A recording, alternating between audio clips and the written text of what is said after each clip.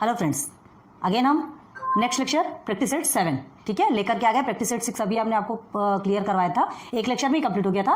Again practice set 7 का भी lecture 1 start करते। देखो इसमें भी बस इतना ही है आपका, ज़्यादा तो कुछ है नहीं। तो सबसे पहले अभी हमने क्या देखा था, कांग्रुएंस ऑफ लाइन सेगमेंट, ठीक है। और ये है आपका कांग्रुएंस ऑफ एंगल्स।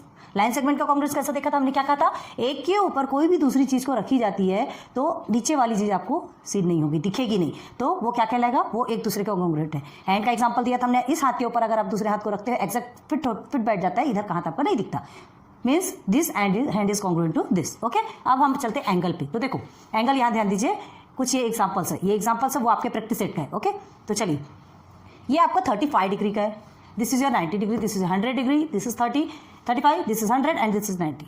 आपको कोई मतलब नहीं है इससे कि वो जो मेजरमेंट बना है या जो वो जो शेप बना है, आड़ा टेढ़ा ऊंचा नीचा कैसा बना है, उससे आपको मतलब नहीं होना चाहिए, मेजरमेंट एग्जैक्ट होना चाहिए। क्लियर है। देखिए ये आपका 35 डिग्री है, 35 डिग्री वाला एंगल है। 35 डिग्री वाला एंगल आप देखिए ये भी 35 है। इसे टर्न करके, या तो इसे टर्न करके इसके ऊपर आप अगर रखेंगे तो क्या होगा, फिट बैठ जाएगा, मतलब this congruent to this. Clear हो गया। ABC is congruent to SPM। Clear हो गया। तो हम क्या लिख सकते हैं यहाँ पर, ये आपकी प्रॉपर्टीज है, इसे हम ऑलरेडी हमने लिख के रखा है आपके लिए, ध्यान दीजिए और ये कंप्लीट करना है। ओके, तो देखिए ABC इज कांग्रुएंट टू हमारा क्या हो गया, SPM। ओके, तो लिखेंगे फर्स्ट वाला हमारा क्या गया, ABC is congruent to SPM। Okay, ये हो गया फर्स्ट। ठीक, सेकेंड में आ जाओ, इज इक्वल टू 35 डिग्री आप लिख दीजिए क्योंकि पता रहना चाहिए ना, 35 डिग्री। क्लियर है। अब देखते आगे आइए, ये है आपका 90 डिग्री NIT आपका 90 डिग्री है। यहाँ बाकी देखो यहाँ पर भी है 90 डिग्री, जस्ट अपोजिट बना है, उससे आपको मतलब नहीं होना चाहिए, मेजरमेंट सेम होना चाहिए।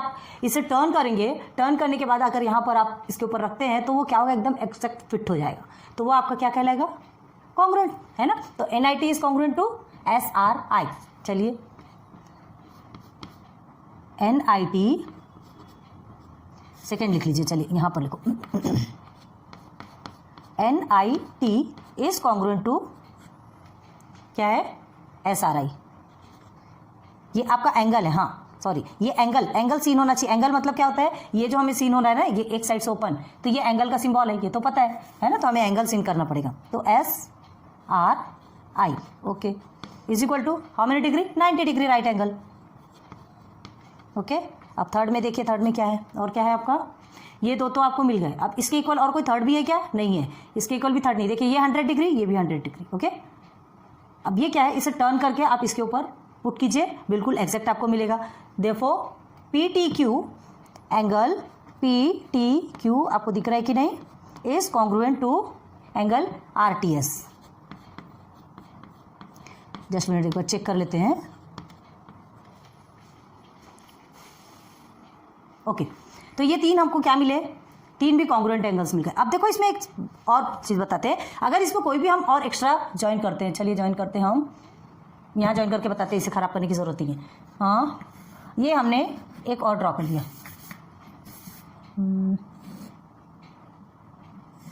ये हमने एक और ड्रॉ कर लिया, ठीक है।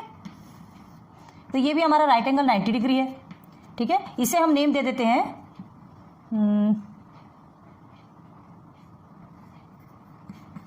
BCD, चलो ये नेम दे दिया, ठीक है, BCD ये हमने नेम दे दिया। अब ध्यान दो क्या कहा जा रहा है, आपका जो ये NIT है ये भी 90 डिग्री है, SRI भी 90 डिग्री है, ठीक है। तो ये दोनों एक दूसरे का कांग्रुएंट हो गए।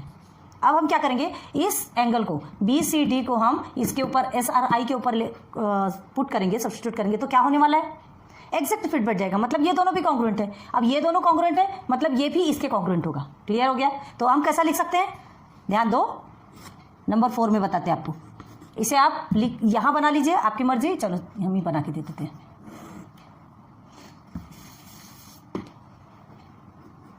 ये आपका एक्स्ट्रा वाला एग्जांपल हमने बनाया, ठीक है, BOD लिख लो, चलो ये 90 डिग्री। ओके, अब देखो ये आपका 90 डिग्री है ना, ये भी आपका 90 डिग्री, ये भी आपका 90 डिग्री। तो अगर इसे फिट करेंगे, यहाँ पर हमने ऐसे छोटा बनाया आपको बताने के लिए, तो 90 डिग्री है तो फिट करेंगे तो एकदम जस्ट लाइन के ऊपर लाइन आने वाली है ना, लाइन के ऊपर लाइन आएगी, वो एकदम एग्जैक्ट आएगा आपका पॉइंट। क्लियर है। तो हम क्या करेंगे, तीनों भी हमारा कांग्रुएंट है, तो लिखोगे कैसे, angle NIT is congruent to angle SRI is congruent to angle BOD, बेटी है BOD, ओके। और इज इक्वल टू में लिख देंगे 90 डिग्री, बताना पड़ेगा ना कितनी डिग्री का है, ठीक है। तो ये आपका क्लियर हो गया। अब देखो ये properties of congruent of angles, congruent of angles की प्रॉपर्टीज क्या है जो हमने ये समझाया, ठीक है। अगर आपसे कहा जाता है ये अगर इसके कॉन्ग्रुएंट है, ये इसके कॉन्ग्रुएंट है तो ये भी इसके कॉन्ग्रुएंट होगा, ठीक है।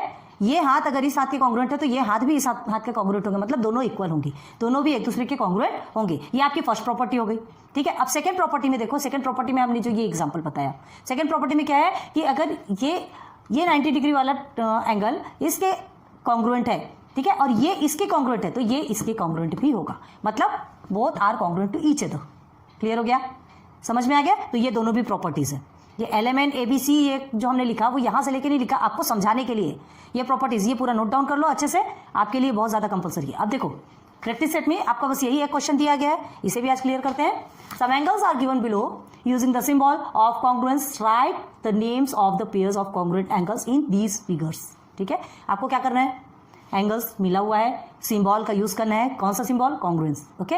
Right the names of the pairs, pairs के आपको नेम लिखना है, कौन से, कॉन्ग्रुएंट एंगल के। चलो तो सबसे पहले एक चीज तो दिख रही, एक यहां देखो, इसमें देखना, इसमें देखना और इसमें देखना। तो सबसे पहले तो इसमें ही देखो AOB is congruent to BOC दिख रहा है कि नहीं, because this is your 90 degree, 90 degree का जस्ट आपका 45 है, तो जब यहां से यहां तक 45 तो ये भी तो 45 है ना, ये भी 45 है, तो AOB is equal to BOC, then AOB is congruent to BOC।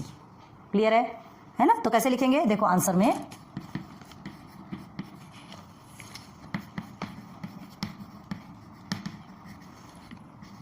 the pairs of congruent angles,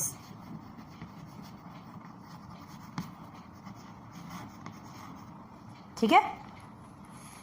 pairs of congruent angles, number 1 AOB is congruent angle, AOB is congruent to angle BOC, clear है। Is equal to लिख दीजिए 45 degree, पता होना चाहिए। Number 2 में चलिए, अब देखिए ये जो AOC है ना, ये भी 90 डिग्री है और ये भी आपका 90 डिग्री PQR, यहाँ लिखा नहीं हमने 90 डिग्री, ओके। तो AOC इज कॉन्ग्रुएंट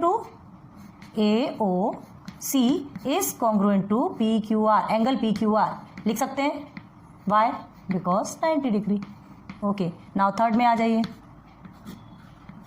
आप कौन सा एंगल लेना है। अब देखो AOB 45 डिग्री, यहां पर आपको दो एंगल्स दिए, एक 45 डिग्री का एंड सेकंड दिस 30। तो ये 45 और ये 45 एक दूसरे के इक्वल है, ठीक है। यहां से देखिए एक पार्ट को उठाइए, पूरा लेने की जरूरत नहीं, वन पार्ट को उठाइए और ये 45, तो दोनों भी एक दूसरे के इक्वल है, तो क्या होगा आपका AOB is congruent to TRS या TSR या RST, जो भी बोलो, मतलब एक ही है, ठीक है।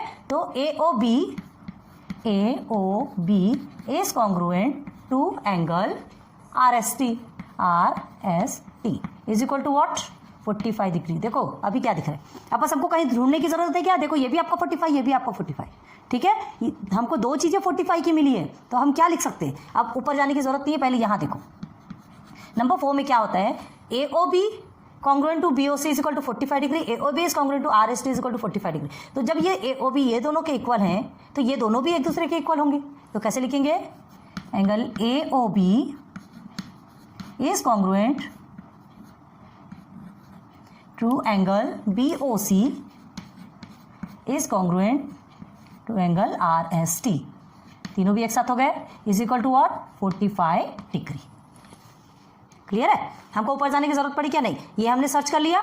यहां पर जैसे जैसे हमने देखा, जैसे जैसे भी हमने देखा कि हमको एक जैसा एंगल मिल रहा है, मतलब यहां दो इक्वल है, ये दो इक्वल है, तो ये दोनों भी एक दूसरे के इक्वल होंगे बस, और इक्वल है तो कॉन्ग्रुएंट तो नहीं है।